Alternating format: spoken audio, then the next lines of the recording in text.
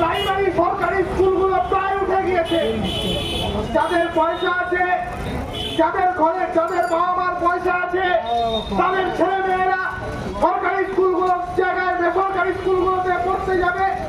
যার বাবা মার পয়সা আছে, তার ছেলে মেয়েদের ইঞ্জিনিয়ার এগারোতের মতো স্কুলগুলোতে পাঠাবে। বছরের লক্ষাধিক টাকার বিনিময়ে শিক্ষা যদি কিনে নেওয়ার ক্ষমতা থাকে, তাহলে আমাদের ঘরের পরিবারের ছেলে মেয়েদের শিক্ষা কিনে নিতে হবে।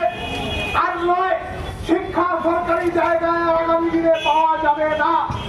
এইরকম একটা ব্যবস্থা যারা তৈরি করতে চাইছে, পশ্চিমবাংলার ছাত্রদের ভেঙে দিতে চাইছে, পশ্চিমবাংলার শিক্ষা ব্যবস্থাটাকে যারা সম্পূর্ণভাবে ধ্বংস করে দিতে চাইছে, তারপরে কোনোক্রমে সরকারি স্কুল বেসরকারি স্কুল করে কলেজ পাস করবার মধ্যে নিয়ে দাঁড়িয়ে আগামী দিনে যখন তারা চাকরি খুঁজতে বেরোবে, তখন হয় তাকে ঘুষ দিয়ে চাকরি দিতে হবে, আর না হলে চাকরি হারা হয়ে তাদেরকে এদিক ওদিক ঘুরে